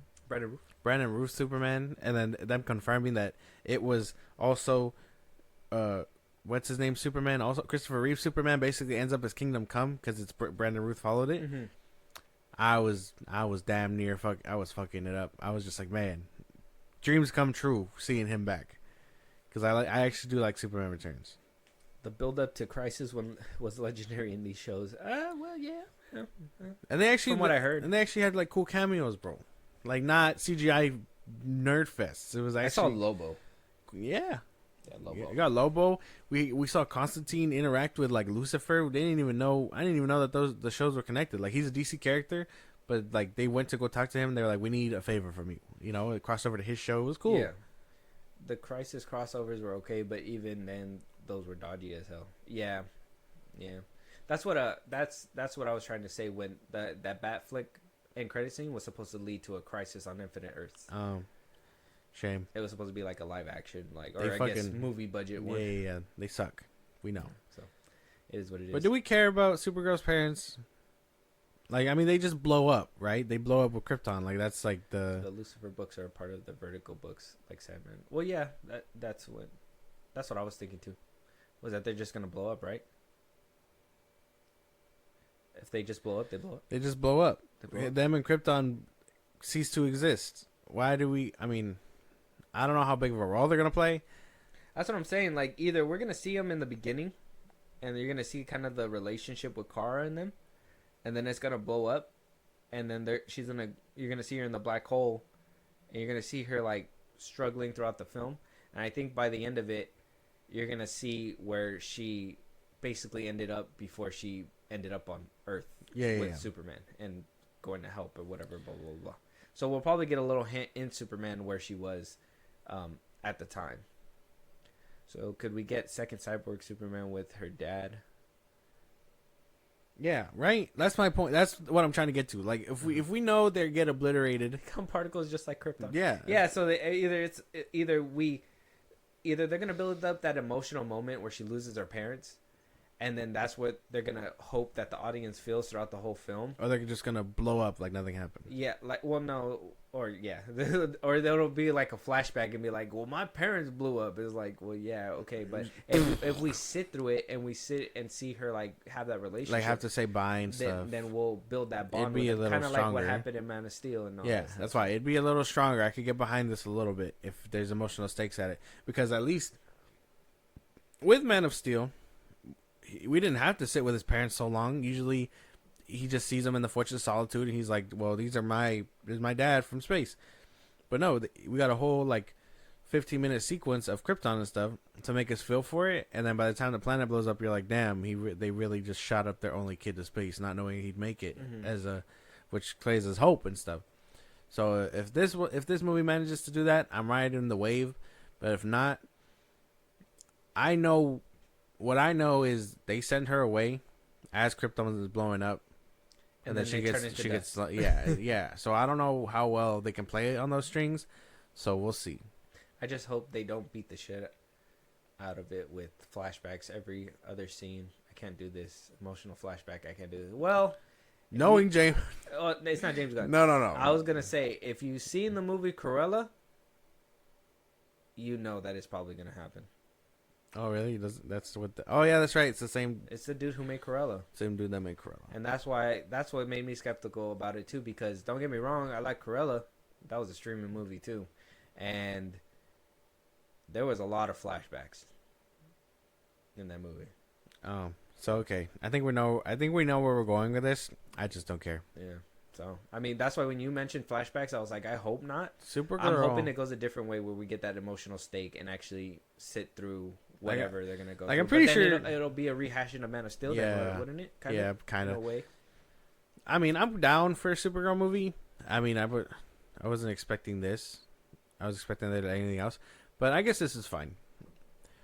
But yeah, her parents, I'm imagining, don't play a huge part. So the fact that we're getting castings is nice, I guess. I'm hoping Millie Alcock really kills it too. I'm kind of interested to see what they do with this Krypton, if that's the case. Oh yeah, what's it gonna look like and whatnot?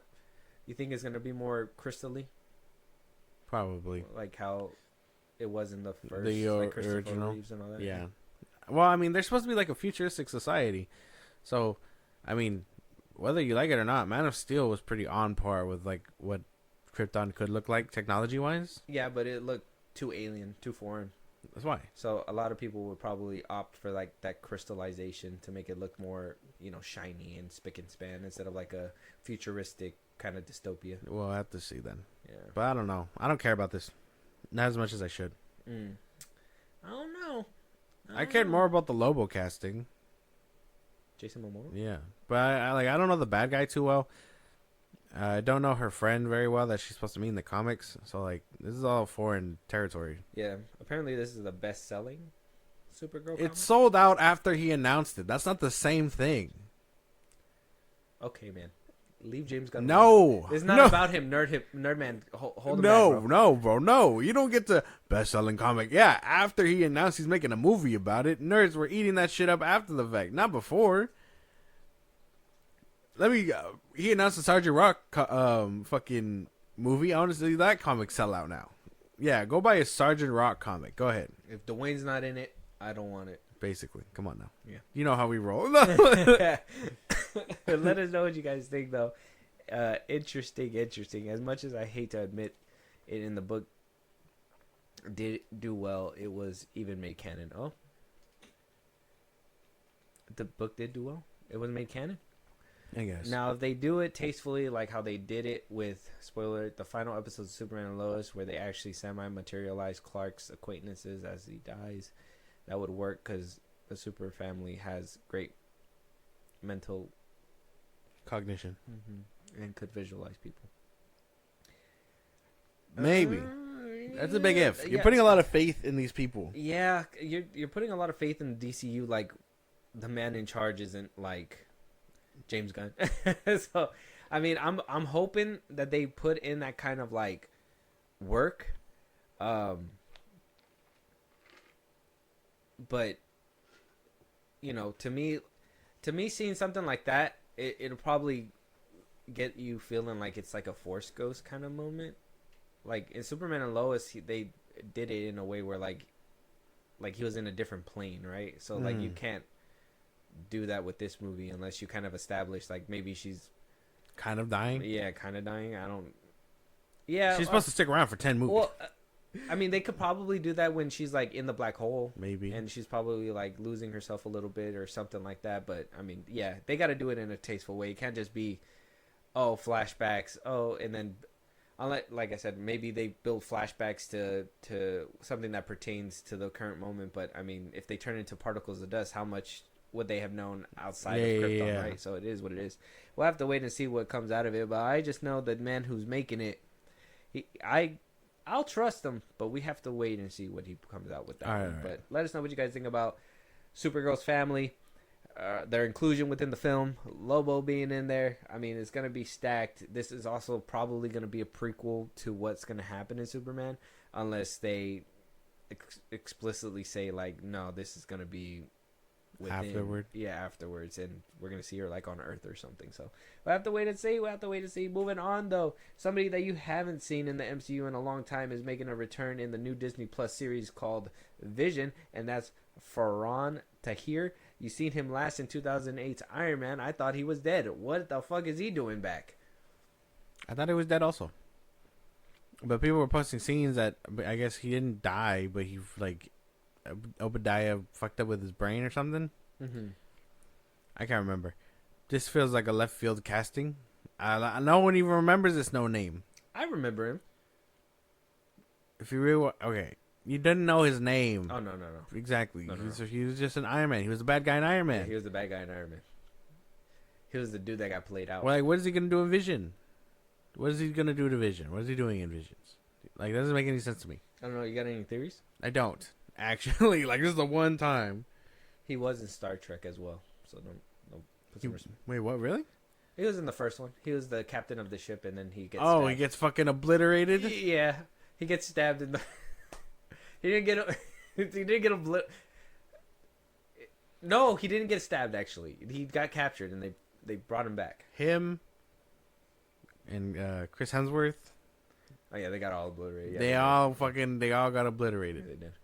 Why is he back, though? He got head poked by the scary sound stick that made his veins pop out. Yeah, that's what I was thinking, too. And that's why a lot of people were like, oh, but he didn't die because Obadiah just left. But then he told them to clean it up, and then all you hear is gunshots. So it's like he didn't die. He could have died. He could have made it. And they could have not finished the job. I don't know if he's gonna be a flashback or anything like that. I don't think it'll be a flashback. They wouldn't announce him if he's not gonna be a part of it. If he's gonna be like, because they killed Claw, are they gonna use like him as like a makeshift like Ulysses Claw and like he's hunting vibranium now? No. Who knows? Who knows what they're doing with this nothing burger of a character? He's over here like hunting down Tony Stark. They're like, hey man, he died a while ago. He's like, son of a bitch. He did it to me again. I don't Eluded know. me. He tanked it. He did tank it. You're telling me he tanked a full mag from an AK? No. What could he have done? Why could he be alive? How could he be alive? He had his own pseudo armor waiting on the side, and he jetted off. Oh, Jesus. It was off screen. You didn't see it. They're gonna pan to it. They're gonna be like, "This happened 20 years ago." He's gonna be they're like, gonna pan to it. all like fucking drooling on the floor a little bit, and then you're just gonna see the camera pan. Next time, I don't know, dude. I don't know what this character could be doing. I don't know why they're bringing him back so heavily. Nothing but a flesh wound. Yeah, no, I don't know. I'm actually stumped. I have no idea what they could be doing. I think the MCU is running out of ideas if they were recycling people from the first Iron Man movie. Let alone nothing burger people like this. Yeah, this is like, you couldn't even be like, Obadiah is still alive. And I would have probably believed that. If he tanked the fucking energy blast, I probably could have believed that. Like, the suit absorbed most something, of the... yeah. Something. It short-circuited, left him kind of fried, but, he's okay. Yeah. Back better than ever with another Ironmonger. Yeah, something. I don't know. I don't know what they're doing with this dude. I have no idea. I could not tell you. This just feels left field. Like, this is like bringing back Coulson knowing he died. Like, this is crazy. You saw Agents of S.H.I.E.L.D.? Yeah. Oh. Then you know that it happened. It's not even canon. Huh? I thought it was. I don't know. I thought it wasn't. It's not like they mentioned it. Yeah, because they even put a scene where they like put Tony there, or something like that. I don't know. Like it was like right before he went to go recruit Tony, or was gonna go recruit Tony. It's supposed to take. All right, for a whole. All right, just so we can clean up the timeline a bit. Yeah, help me out. The show takes place after Avengers 1, and then I don't know what happens after that. Shows are weird in the MCU. Yeah, because even they were trying to make the Netflix Daredevil a part of it as well. Well, yeah, they were all kind of. They kind of hinted. They were canon. Really, they were like mentioned Captain America and all that stuff. But I'm trying to think. I want to say that there was a whole scene where like Coulson was like talking to somebody. It was like a flashback. They kind of like retconned the whole Tony Stark thing or whatever in a way. They like I'm trying to figure out what happened. But yeah, they've been doing this. It's just more like why him, why now, and what kind of role is he gonna play in this a is Disney so random, series? dude. This is like seeing No Way Home or Far From Home, and it being like it's the guy from the first Iron Man movie, the one that got yelled at by Stain. Like that's crazy. Wait. When he was paralyzed, didn't Obadiah order his men to open fire on Raza and the other men unless these guys got Stormtrooper aim? He is dead. Oh yeah, that's why he talked to Fury in the show. Yeah. He did. Oh yeah, that's right. He talked to Fury in the show. That's right. That's what we're saying. Like he could have been dead, but just think about it. He probably just had an Iron Man suit chilling on the side, just right there or something. I don't know. They could make up anything. They could be like, yeah, clean up the men, but keep him alive. We still need him, and he's been shackled in Obadiah's cage for years, not knowing that he was down there. What could he be doing though? Push-ups. Just getting ready for his comeback season. No, Jesus, dude. No? Almost 15 years later? Yeah. He's like, I've been waiting for all this time. Walks out like The Rock. No, dude, no. I don't know. The hierarchy of the MCU is about to change. This is insane. No? No. Oh. Not happening. I don't know what to think. This is the first time I've been stumped. Record it. Let it be known. The MCU is making funny-ass moves to where theorists are just not being able to comprehend shit anymore. So it says maybe these details will kind of tell us, but it says details are scarce about the new project. It is believed to be centered around Vision as he's trying to regain his memories and of his memories of humanity. Yeah, that's it. Wait a minute, memories of his humanity? Are you saying he lived and he's still up to the heinous shit he was doing in the first movie? Who, Vision? No, the guy. Him. Maybe. He didn't learn. No. Almost getting fried. Yeah, and he probably looks into the memories of like what happened with Tony and whatever, and he maybe goes back and he's like, I remember you. He's like, holy shit, you're alive. You're alive. Yeah, yeah, basically. And he breaks his fucking vertebrae. He finishes it off himself. And that's okay. Because he's not a main character. Right? Travis clipped that. It's crazy. I don't know, dude. Shining that bald head to use a reflective death ray. That's... White Vision... this is not about... I'm going to move it to a bit of an interesting topic. I need White Vision to gain his color back. Mm-hmm. It's off-putting seeing him like... It's kind of weird. All white. I'm pretty sure it'll change once he starts getting his humanity back or whatever. Starts getting his like memories and whatnot. I would hope so. I'm pretty sure he'll go back to normal. Because the blue chip in his forehead looks funky. Yeah, and the blue eyes look weird too. I need him to shapeshift into something else. This is the first time seen Vision since 2020. Yeah, WandaVision. WandaVision was like the last time. Mm-hmm. And we have not heard of him since. So I guess it's cool we're getting little details. I guess we're getting two characters that we haven't seen in years. One longer than another. One was supposed to be dead. Maybe. Oh, both of them are technically supposed to be dead. No, Vision came back. Because they rebuilt him, but he's technically dead. You just said it yourself. He technically died. No, he didn't. They rebuilt him. But he technically died. No, he didn't. Yeah. Thanos said, give me that. You got something I need. Yeah. Like he ate it? Yeah. White Vision got the Wentworth Miller stare. Yeah, he does. That's crazy. Yeah. Dude. That shit, nah, he's this is an oddball, this is a curveball. This is something I did not see coming. It is what it is. It is what it is. At this point, we're just gonna have to. We're rolling with these DCU, MCU punches, and him coming back is just another thing to kind of rekindle the old flame. Oh, that I think the ship of Theseus. Yeah, basically, the whole ship of Theseus. Yeah, is if you build the ship out of new and old parts, right? Wait, wasn't that what they were saying? Yeah. Is it the same ship? And he's like, yes and no. Like it's the same ship, but with a paint job. In this case, so it's not. It is. You just say yes and no. It is. It's Vision with a new paint job. He's the boat.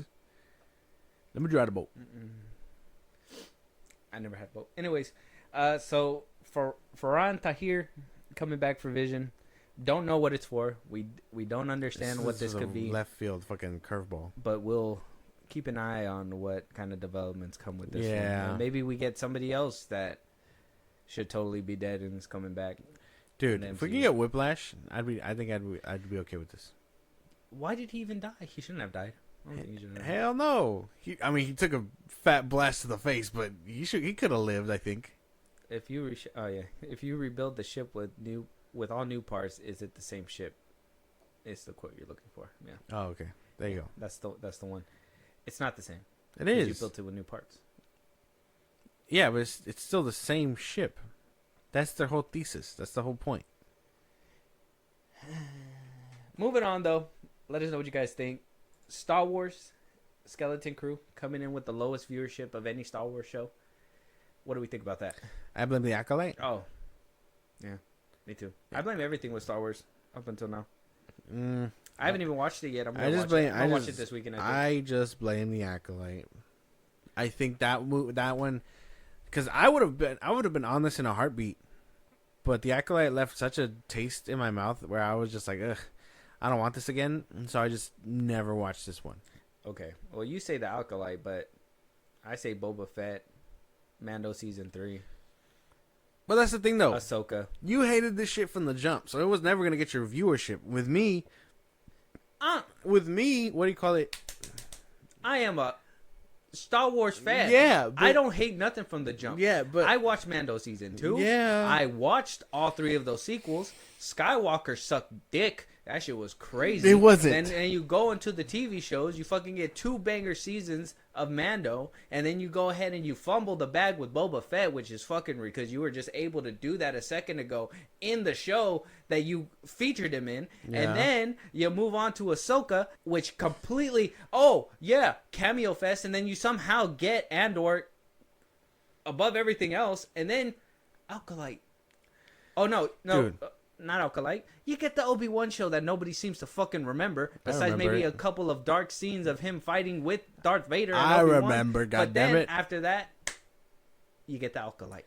And then after that, you get this show. And even though I like John Watts, and even though I like Star Wars and all that stuff, I don't want to go through the Acolyte again. That shit was bullshit. Everything else, everything leading up to this was bullshit. And this is why we got low viewership when it comes to the Skeleton Crew. It's ridiculous. That's right. I don't think so. Because the other shows were enough to garner the audience still. I think the Acolyte was the big, catalyst that pushed everything over the edge. Well, that's where they showed that they didn't give a fuck anymore. Yeah. So at least we're on the same page then. Yeah, sorry, you got a little defensive there because I called him a fake fan. There's no way you call me a fake But no, fan. you're not. It's not a fake fan, but I think there's a big difference because at least you were able to sit through all these things. These were names that you were kind of fucking with and all that stuff.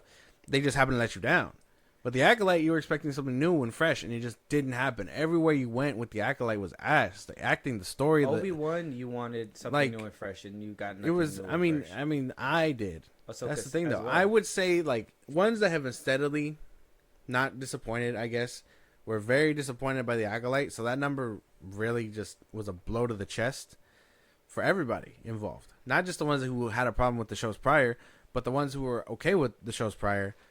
They were just like, oof, I really don't want to go through this again. So they just didn't watch it. So, I mean, that's what I'm trying to get at. Yeah, no, I personally do think it's been on the decline. I can't even, say it wasn't because we had a high with Mando and every single show that came out. I'm not saying it completely lost people, but they started slipping little by little as shows went on.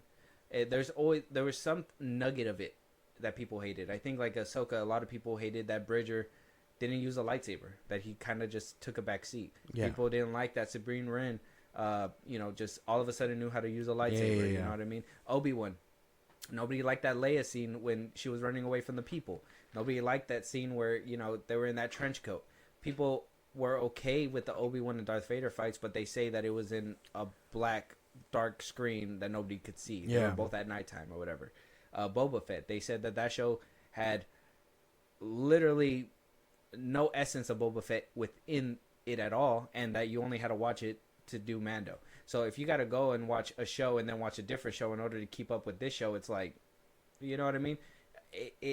What started with just the Mandalorian turned into the Mandoverse, which changed priorities. Now you're no longer watching one Star Wars show to enjoy it. You're watching these shows as a connective tissue, and it's not.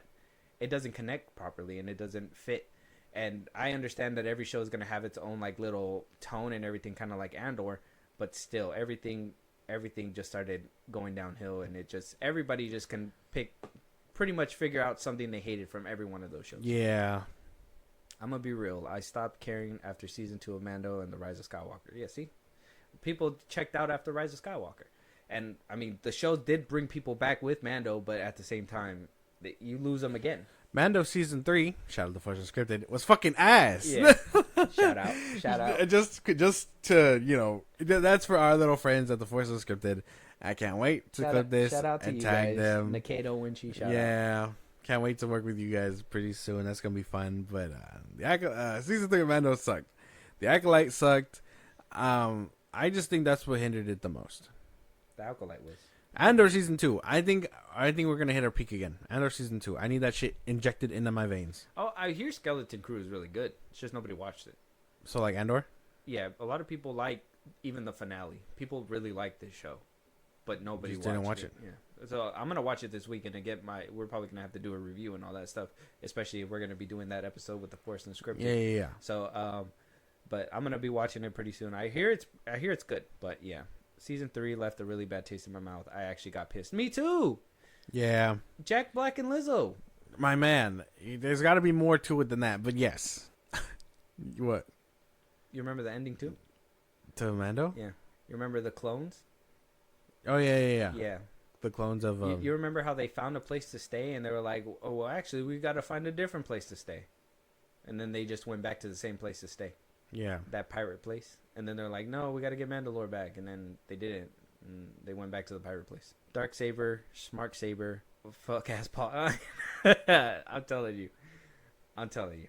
Stupid. Crazy stuff, though.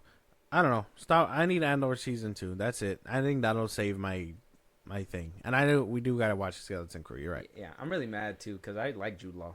And I'm mad I missed it. But I hear good things from the show, so I gotta go and watch it from the little bit of people that are watching it. But I'll get around to it. Sucks that the viewership is tanking, and especially hopefully they just wrap everything up with the Mando movie that they're gonna be doing, and end this chapter of Star Wars, and we can move forward with something different. But I think at this point we're just in a corner where it's like either you give us different stories that are self-contained, like.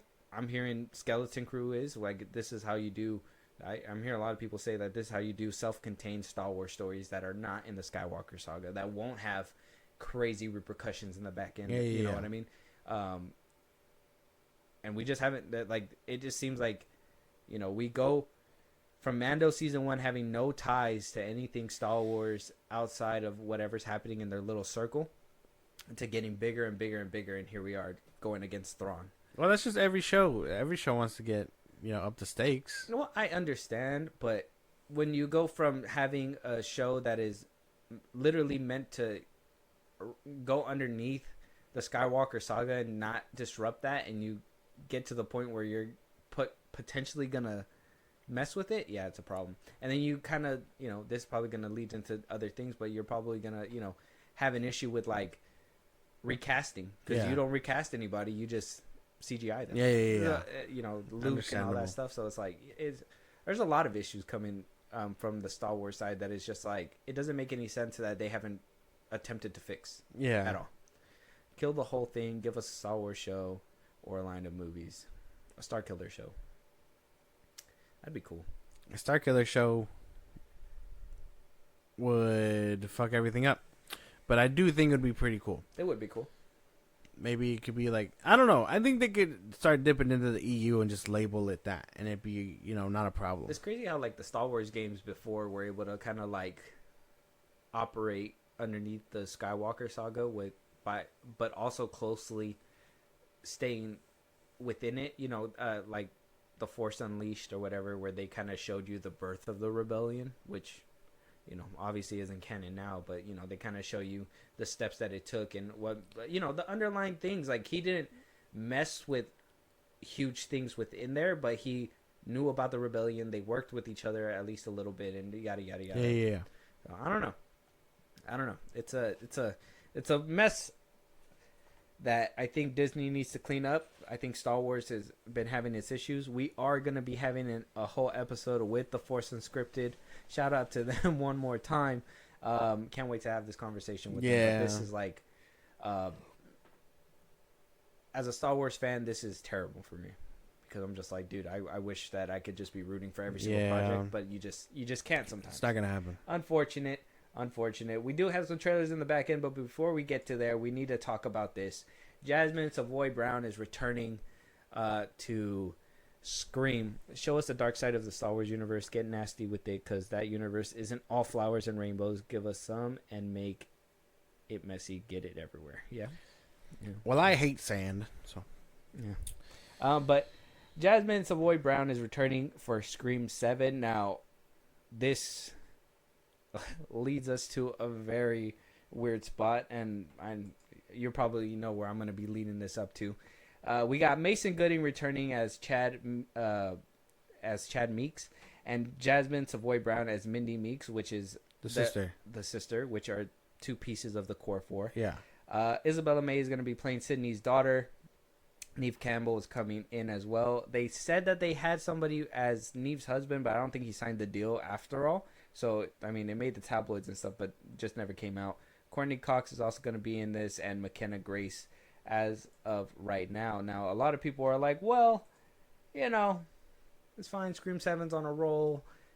We're all good or whatever. It's a little confusing. We're missing Melissa Barrera. Yeah. And we're missing Jenna Ortega. Yeah. And a lot of people are like, wow, Jenna Ortega is the only one that was willing to stand by Melissa Barrera. Jane.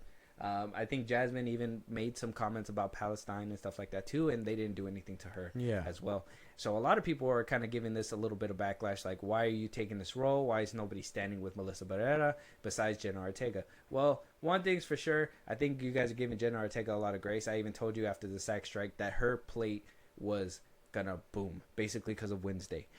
So she didn't have a contract for Scream 7. Yeah. She probably would have went if Melissa Barrera was gonna be there. Maybe she wasn't anyways, because she became a mega star in the literally while Scream 6 was premiering. So there was a part of me that was like, Jenna Ortega wasn't going to come back regardless. So I think you guys are giving her a lot of grace, but still, I think this is a bad look that nobody's standing beside, the other cast members are coming back. It's regardless. Weird. It's weird that they're getting everybody back. Except for the director, Melissa Barrera, and Jenna Ortega. Yeah. I say the director is the only one that's standing with Melissa Barrera. He chose to make that decision. So, those three are the only ones worth having any, what do you call it? I forget what it's called. What? Not initiative. What is it? Integrity. There you go. Integrity. With each other, and they're choosing to stand by each other. I think everyone else knows that this movie is probably just going to be another cash thing. It's not going to work out. I don't think it's going to be that good. I don't know if this one's going to reach the heights that the last two did. But I don't think it'll be as good. Especially with the director. It'll probably be sauceless. You think so? Yeah. The whole cast being here, though, I'm only curious now what the story is going to be like, because how are they going to explain that? You're telling me they're going to be friends with Sydney's kid? Yeah, but what happened to the other two? Yeah. They're going to be like, oh, did they die? Did they ride off into the sunset? What happened? They went into hiding. They're in purgatory. Yeah, basically. They're still running away. The sister got put into rehab, and Jenna Ortega's character got to live in college, whatever that means. He produced a few Screams, So I mean, he's been around to basically see it out. He worked with Wes Craven a lot. He worked on Curse, Halloween, Faculty. I mean, he was a producer on mostly all these films, a screenwriter. Yeah. Directed this one. No, so he was a producer on that one too. Yeah, he was a producer on all these Scream films. So I mean, and a writer as well. So I mean, could he bring something to it that probably will make this movie work? Maybe, but maybe that's a big if. I mean, he's been around. He's been around the franchise, so he could probably bring something to it. But he might know something. Yeah, but I do think, the old director of Scream 6, I think he was kind of goated. I liked him. What was his name? I don't know. Can't remember. I don't know if I'm looking forward to this one. I wonder if Kirby's. I wasn't okay. Well, I wasn't looking forward to it in the first place, but. Oh, Tyler Gillian, Matt Bettinelli. Without Melissa and Jenna Ortega and the director, I think we're kind of missing something. So I don't know. Are we still looking forward to this? Are we checking this out? I am, because I like Scream. I'm always gonna be a Scream fan. I think this franchise, even I know a lot of people don't like Scream 3 or Scream 2. I do. Scream 4 is like the best one for me, and then the other ones that came out, I love them. Even though I was kind of confused with the whole direction of like bringing back what's his name as the ghost, the dad, what's his name? I forget his name, but to bring him back, I was like, okay, I'm kind of with this. Her being like his kid and everything like that, I'm kind of with that. I was kind of interested, but it wasn't really like the best story, but the kills were crazy and everything was great, so I was down for it. But this, I mean, the backlash for this one, I can kind of understand it, but you gotta, I mean, a check's a check to some of these people. They have the bag. Yeah, and I mean, she comes out in Yellow Jackets. I've seen this girl before, so like she makes different shows and everything. She's good, but this is something that like, where's the integrity at? I guess that a lot of people are looking for, because she is also the one that was sided with Melissa Barrera with all this stuff, and she's still getting called back, but Melissa Barrera couldn't. So it's like, where is the fairness when it comes to that? Yeah, you don't know. Hollywood is Hollywood, and it's gonna keep doing its thing. Maybe that's why we need some ambassadors. I don't know, bringing it all the way around. Oh my gosh! Let us know what you guys think. Scream 7 is in the works. They're gonna be filming pretty soon, and we basically got the cast. It's just what's gonna happen. Sydney's coming back. Everybody seems to be coming back. Yay!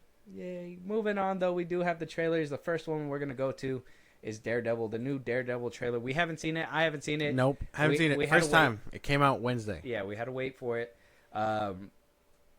They did say that they went back, they retooled this one. This is the one that everybody was like, MCU Daredevil, is it gonna be good? Or are we gonna actually get something decent? Or are we gonna get something that's bullshit? Whatever, blah blah blah. I think that we're gonna get something good. I think so. Maybe. I don't know. So. I think it's gonna look like the MCU still, but I think hopefully we get close to where we were, at least when it came down to like the Netflix show and whatnot. I also am kind of hoping that we see the Punisher at one point in here. I also was hearing that Kristen Ritter's character, Jessica Jones, that she was supposedly making a return. I know the guy who played White Tiger, and he recorded his scenes and all that stuff. He passed. He passed away, so R.I.P. to him. But I don't know. Are you excited for this? I am excited. Are you hoping that this isn't a flop? This isn't another Disney Plus show? I'm hoping it's everything I would need it to be and more. What if this turns out to be Moon Knight? Disney has lost me. Oh, for sure. There is no Spider-Man project. There's no project or after this that will have my money. If I'm being for real. This turns into Moon Knight. Yeah. Thank you for finding the time. I will admit, it's not entirely unpleasant seeing you again. March 4th. All right. That actually looked really good. It didn't look too bad. Very MCU colors and whatnot, obviously. I guess you can't really change that. I mean, I do remember Netflix having a little bit more flair when it comes to their coloring and whatnot. I think they really made it a point to make scenes look dark to give you that little scary appeal when it came down to Daredevil. This one didn't seem like they were going for that scary, menacing feeling. Yeah. Instead, they're going for, I guess the way that I said it, like Moon Knight, where it's like, oh, he's still very much a fighter and he does all this stuff, but it's like tamed. I don't know. Well, it didn't look okay. It looked like it was gonna be tamed. Yeah, but it looks like it's gonna be. yeah. It's not gonna have that nuances like that Netflix show did. I don't feel. Probably not. It's not the. I mean, it's not the same people working on it. The colors do look weird. Same MCU colors. Like this looks like a MCU project. Everything else though screams Daredevil to me. So I think I'm riding the wave. I like the more using his weapons. Yeah, I think one thing more that I did accurate. like, yeah, the one thing that I liked in the MCU is that they use like that bouncy effect and everything. Like he's moving more, so I mean you can see all that. They're making it a point to show you that there's gonna be some like crazy R-rated stuff, but then it just takes me back to Moon Knight and where they try to do that too. John Bernthal, Punisher, looking no Jessica sick. Jones. He looks sick. Maybe not in the trailer, but maybe they're keeping that a secret. Mm-hmm. But John Berthel's Punisher, I'm excited for this. Yeah, I'm okay. I'm riding the wave. Cool. I'm riding the wave. Like they were saying, like he probably didn't get blipped, and so he was just doing his job. Oh, you think that they're gonna make references to the blip and all that? Yeah. They should. So Definitely. we know what happened to them and all that stuff. We got to hear what happened in excuse me, in She-Hulk. Yeah. I want to hear him say it. That he did the deed with She-Hulk. The walk of shame or something. Yeah, something like that. Like I was over there across the pond smacking some green cheeks or something. Oh my god. Yeah, man. All right, but I'm riding the wave. This looks good. It's like the agility be going crazy. Daredevil Born Again. I'm okay with this. Oh yeah, he was born again with them. Anyways, moving on. What a good trailer. What a decent trailer. I can't wait for the show March 4th. We'll have to wait to see if anything comes out that changes our mind, I guess. If but it holds up. Looks good. Looks good. We'll probably get a Super Bowl trailer too. So have to wait and see when it comes to that one. Moving on, we have another video game adaptation turned movie, Until Dawn. It's a PlayStation game. Yeah. I've seen it before. Never played it. I've heard of this. So I wouldn't know about accuracy or anything when it comes down to this one, but a lot of people are like, oh, this isn't going to be nothing like the game, yeah. blah, blah, blah. And it's like, well, they are getting some of the actors that played inside the game for the movie, so that's good. But at the end of the day, you can't expect the game to be the same as the movie. A lot of people were like, oh, yeah, well, go ahead and play the original game if you want to watch, or you want to play if you want the actual story or whatever. But we'll check out the trailer. We'll see if the movie's good on its own merit. And, I mean, if it interests you, go play the game. Yeah. I'm looking for my sister. Does she look familiar to you? She's gone missing. I didn't say that. Do a lot of people go missing around here? Up the road. That's why people get into trouble. Those were the first people here in years. Looks like it too. Weird.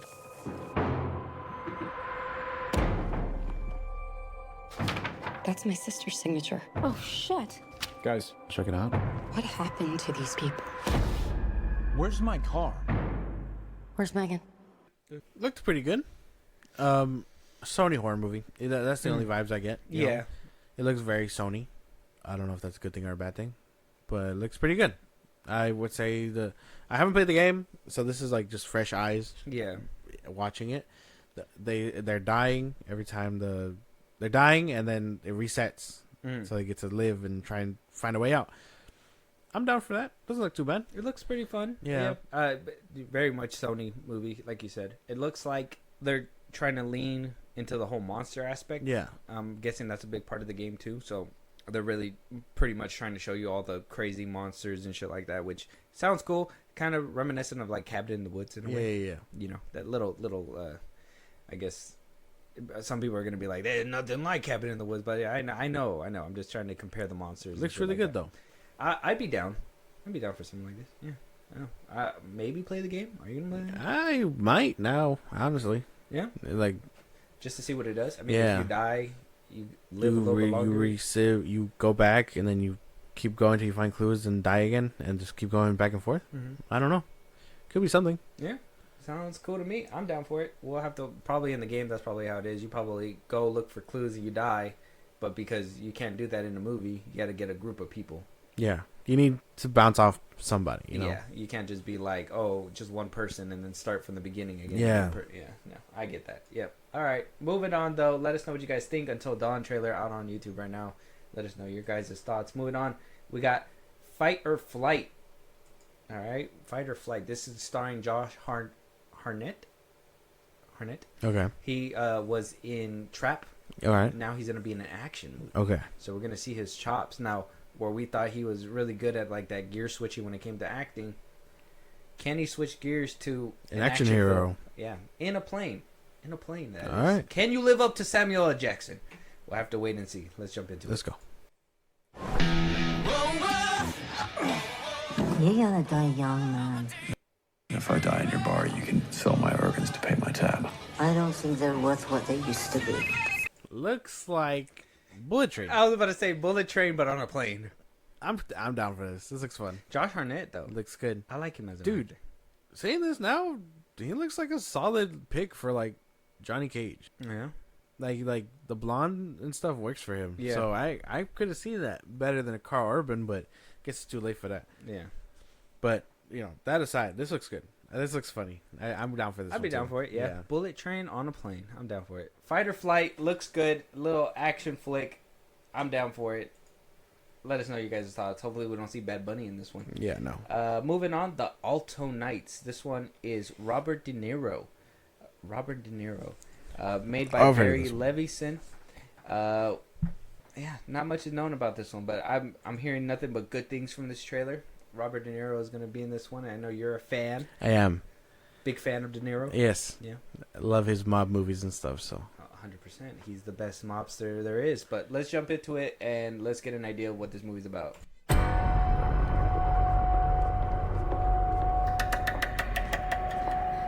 He's so old. Damn it. De Niro. So old. Okay, let me just start it from the beginning. Oh, it's so sad to just see him so old now. He's so old. Yeah, man, stop calling it out. Let's go.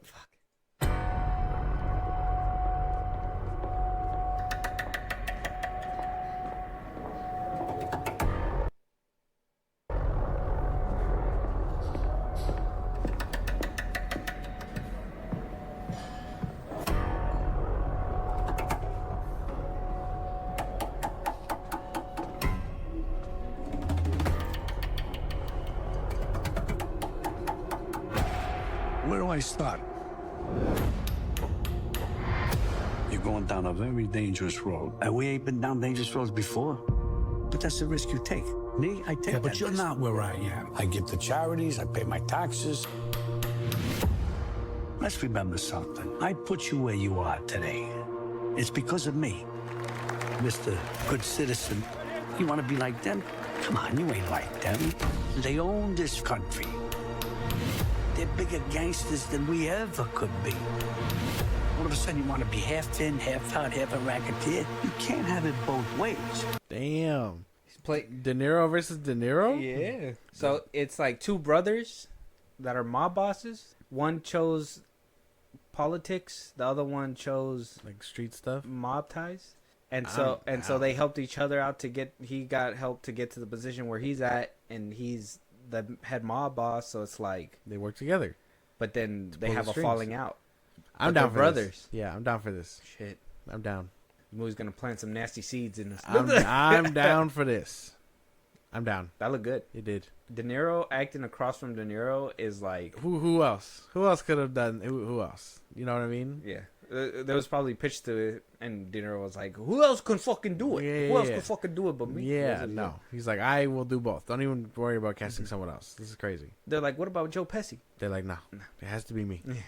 De Niro's like, "It got to be me." Same people that made The Irishman too. If this movie's a hit, and De Niro retires after this one, I'd be happy. Yeah, This looks good. Like, you give us a fucking double De Niro feature, okay. I'm good. I'd be down for this. This is good. I told you, I like my mob movies. So, especially coming off The Irishman, they said that the same people made this one. I'm okay with that. And Goodfellas. And Goodfellas. This is gonna be Such a good movie. Let us know what you guys think. The Alto Knights, they look good to us. We might be getting a ticket for this one. Even the shootings and stuff like that. That's one thing that I like about, like, the mob movies. Yeah. That I'm glad they're not taking the 2024 2020's route is that it didn't look CGI either. It looked like they were going back to the bullet bags and poof, poof, poof. Love that shit. That looks so nice. I'm about it. Let us know what you guys think. Alto Knights. Moving on. We are done. We're not moving on anymore. We're actually at the end of the road. What are you still but doing? but if you thought that there was more topics, that's because you're crazy. You're crazy, and you didn't give us those topics. So if you wanted us to discuss something that you were hoping to hear on this episode that we just did not, a movie you want us to review, a TV show you want us to review, you guys just want to come up here and have the debate yourselves on one of these episodes. Josh, let them know where they can listen to us and do all that other extra stuff. Twitter, TikTok, Instagram. Oh wait, hold up. By the time you hear this, TikTok's gone. So Twitter and Instagram at FIlmBros Podcast. We post our episodes are up. You can hit us up there for any news and reviews you want us to cover. Buzzsprout, links in the socials I just gave you. It's like a Patreon. You subscribe to help the show grow. Really appreciate it.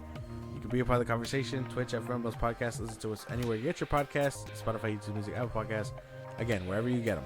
And then when it's all said and done, you can subscribe to our YouTube at FIlmBros Podcast. And with that being said, we'll talk to you guys on the next one. Talk to you guys later.